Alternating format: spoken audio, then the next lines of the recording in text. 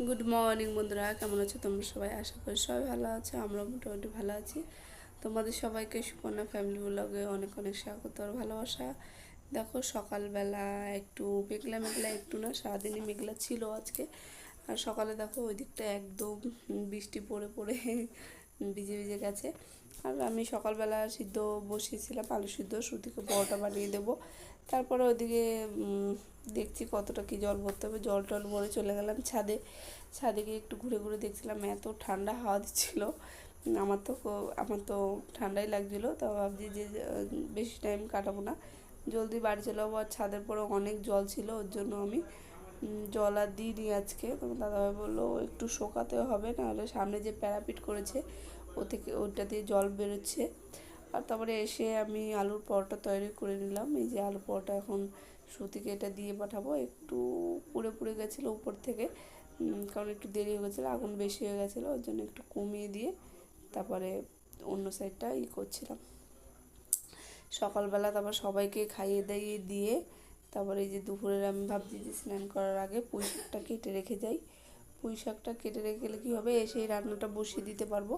আর পুঁই শাক রান্না করব, উস্তে ভাজবো, আর টক আছে কালকের আমের টক, ওটাই হলেও আমাদের হয়ে যাবে। তার জন্য আর বেশি ঝামেলা করলাম না, কারণ পুঁই শাকটা কালকেই নিয়ে এসছে একটা দাদা, ওর জন্য ভাবছি যে পুঁই শাক রান্না করি। রুই মাছ আছে, রুই মাছ দিয়ে করবো। আর তোমাদের দাদা বলে খেতে ভালোবাসে পুঁই শাক, সবজি লোককে একটু বেশি ভালোবাসে। আমাদের এখানে বেশি করা হয় না, তাও মাঝে মাঝে চেষ্টা করি যে সবজি রান্না করার জন্য। আর শ্রুতি ঈশান তো খেতেই চায় না, ওরা ওই আলু দিয়ে খাবে শুধু, আর তো কিছু খাবেই না। অনেক কোনো সবজি আছে যে খাই না, তাদের জন্য আমরা আলাদা করে সবজি বানাতে হয়। দেখেইছি তো। সবজি সবজি কেটে নিয়েছি, এখন স্নান করতে যাব। স্নান করে তারপরে এসে পুজো দিয়ে রান্না শুরু করে দেবো। এখন 11টা বাজে, চলো তোমরা দেখতে থাকো। দেখো পুজো দিয়ে দিয়েছি, এখন রান্না করতে যাব।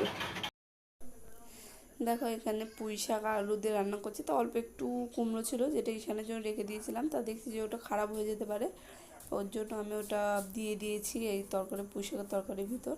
তারপরে বসিয়ে দিয়েছি, একটু হালকা ভেজে নিলে একটু বেশি ভালো হয়। আমি বেশিরভাগ টাইমটা একটু ভেজে নিই। আর রান্নার মাঝখানে এত বাজে ঈশান হাত ধরে টেনে টেনে নিয়ে যাচ্ছে, ওই ঘর বানিয়েছে ওই দেখার জন্য আমাকে বারবার টেনে নিয়ে যাচ্ছিলো। ঘর না, ওই পুতুলদের শুয়েছে, তাদের ওই ডাব্বা ঠাব্বা দিয়েছে, দিয়ে বলছে টিকটিকি টিকটিকি ভয় পাবে, ওই বলছে। আর আসলে কী করে ঈশানকে ভাত খাবো, ভাত হয়ে গেছে, আর এই যে সবজি হয়ে গেছে, এখন নামিয়ে উঠতে ভাজা বসাবো আর ঈশানকে খাবো। টক বা টক টক রাখো রাখো, এখানে রাখো রাখো। দেখো কী করি, দেখো এই জিনিসটা ভেজেছি, অল্প করে ভেজেছি, বেশি ভাজিনি। এই যে একটু ডিম ভাজা আছে, একটু খাবে। আর এই যে টক, এই যে ভাত, আর এই যে পুঁই শাকের তরকারি রুই মাছ দিয়ে, ব্যাস খাবে। আর দেখো বিকেলবেলা দুই ভাই বোন একটু খেলা করছে, তাই তোমাদের সাথে শেয়ার করলাম। বুবুসই ঈশান তো পাই পাচ্ছে না, তারপরে সুতি নেই, ওকে বলছে।